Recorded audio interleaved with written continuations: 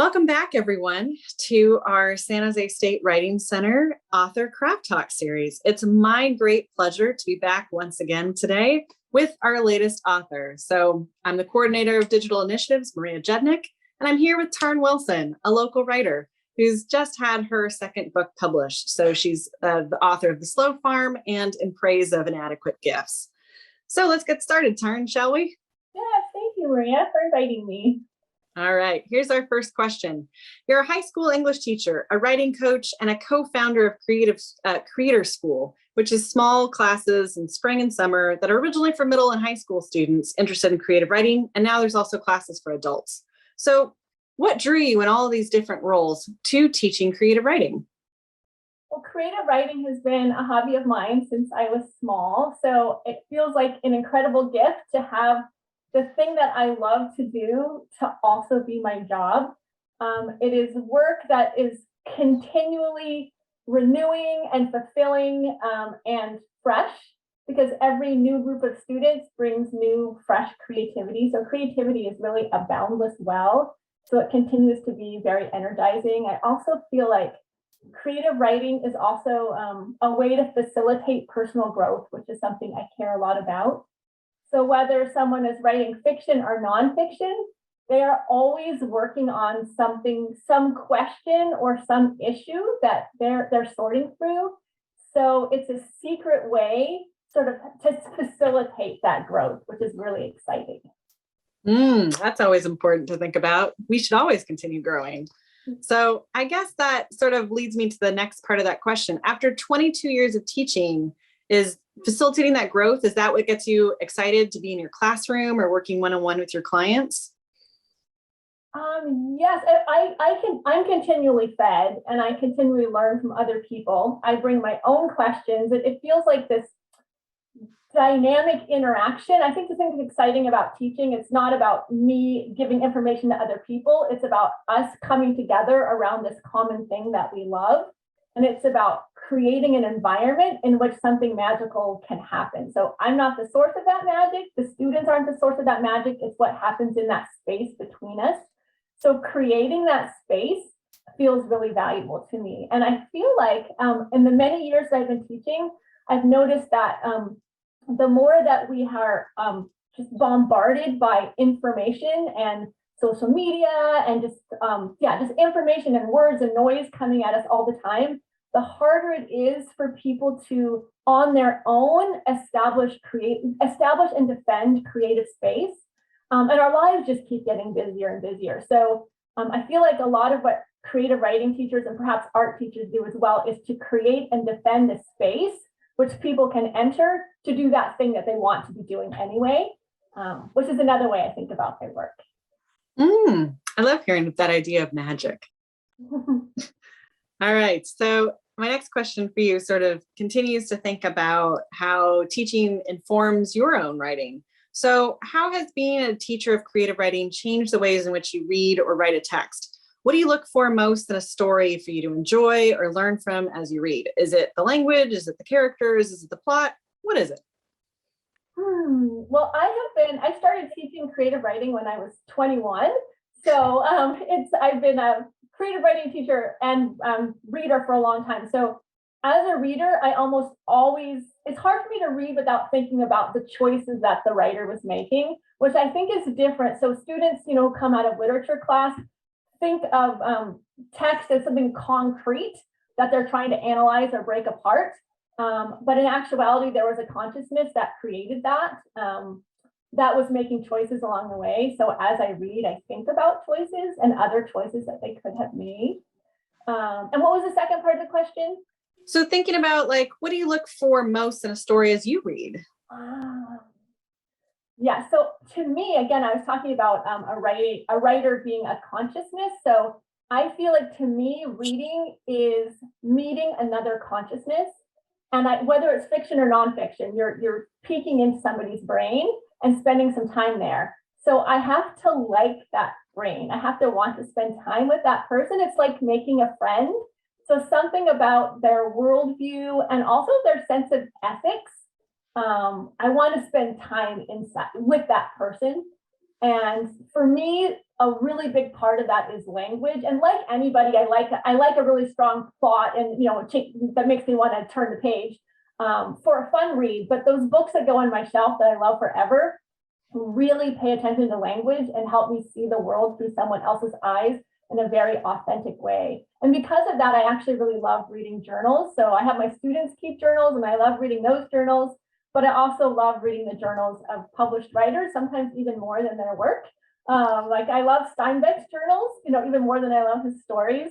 So something about spending time with someone's authentic thinking in the process of thinking is exciting for me. Well, that's always nice to hear at San Jose State with our Steinbeck Center. So here's another plug for Steinbeck. All right. My next question for you. In reviews of both of your books, The Slow Farm and In Praise of Inadequate Gifts, reviewers praise your unflinching look at some devastating moments in your life. And yet there's also great moments of kindness and empathy. And I see that in my friendship with you. What influences do you see on your work that helped you write about these harder topics? And what kind of advice do you give to your students as they write through or about difficult times in their lives? I think I'll really focus on the second part of that question, is supporting other people who might feel called to write about perhaps trauma or other really difficult topics. And my first advice is really to make sure that you really trust your own pacing. So sometimes in my writing classes, students will be surprised that some difficult memory or emotion will rise up. They'll be a little bit shocked by that and a little bit frightened. But what I've learned through all my years of teaching is that internal pacing, that you can trust it. So if it's rising up naturally out of the, someone gives you a prompt and that just naturally rises up, it's rising up because you're ready to look at that. At the same time, you don't need to push yourself to go faster. So let's say that comes up, you don't need to think, okay, well, now that's coming up, now I need to really dive in and look really hard at something difficult. Sometimes we have to write around something for a long time in order to get to that center. I've also had other students who, they feel embarrassed that they're not writing about dark, hard things, while the person next to them, they feel like they're writing this really deep, painful stuff, and here they are writing this sort of light, humorous thing. But again, to really trust what your writer self wants to be exploring at that time. It can also, as I said, be really scary when some of these memories or emotions start to arise. So something that's helped me that I've learned over the years is that it feels dark, but on the other side of the dark is always light. And the writing will take you there. And just holding that can help you get through those harder times.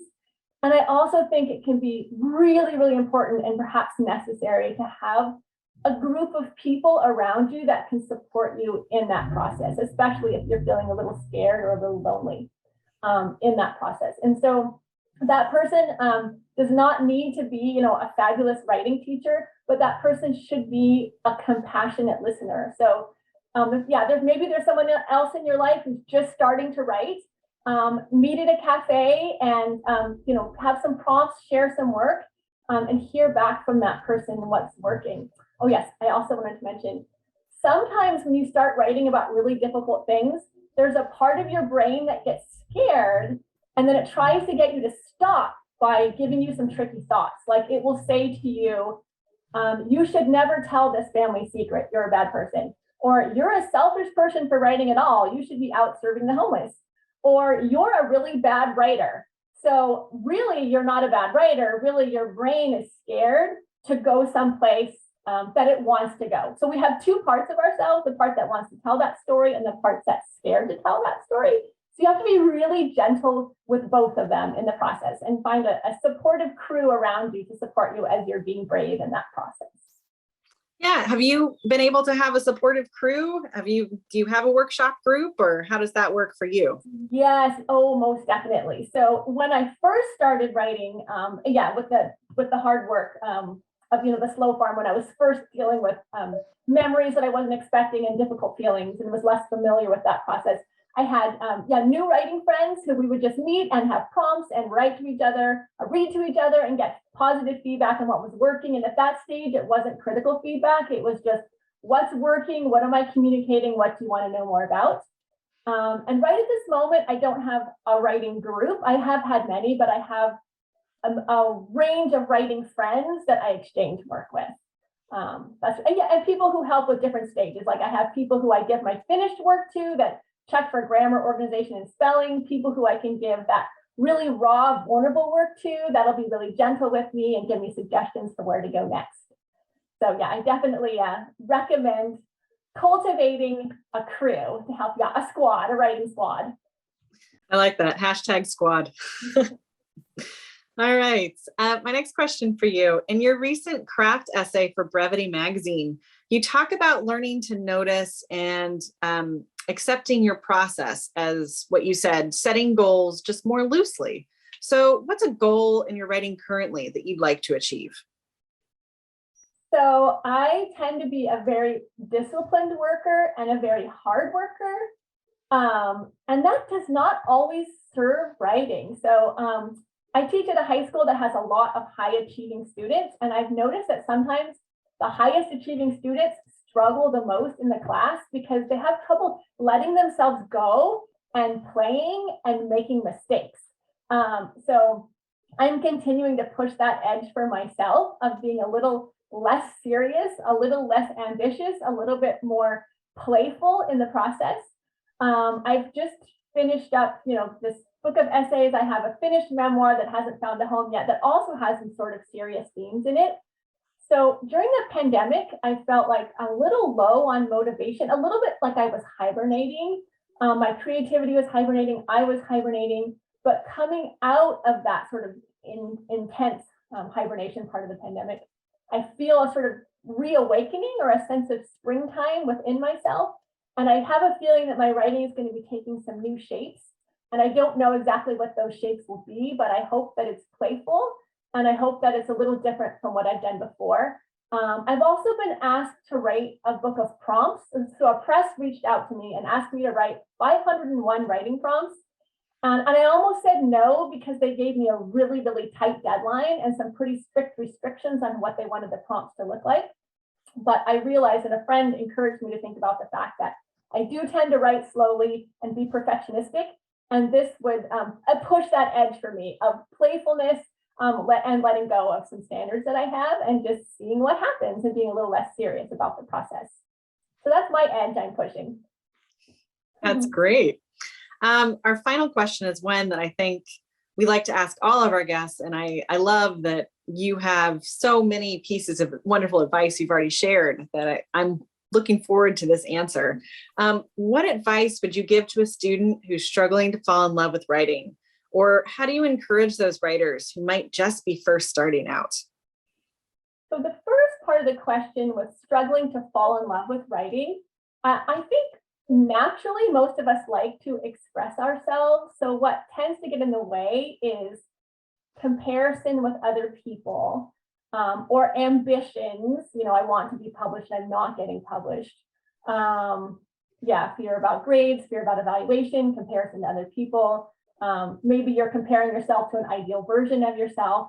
So I think the trick is to try to get back to a childlike approach to creativity. So when you were little, most of us liked art and dancing and singing and acting, whether or not we didn't even think about whether we were good at it or not. We just enjoyed the process. So finding ways to get back to that playfulness. And one way of very simple trick for doing that is just a lot of free writing, where you're writing without stopping. You're not worrying about spelling and grammar, and you're just letting your mind wander where it wants to wander in that process. I think prompts can help. Again, they can help us get at writing from an odd angle. If you're trying really hard to write something in particular, sometimes you can get blocked. But if someone gives you an odd prompt, a surprising prompt that just feels like, whatever, you can get to that material sideways, I think. So I think that's a really good tool for someone who's struggling to fall in love with writing.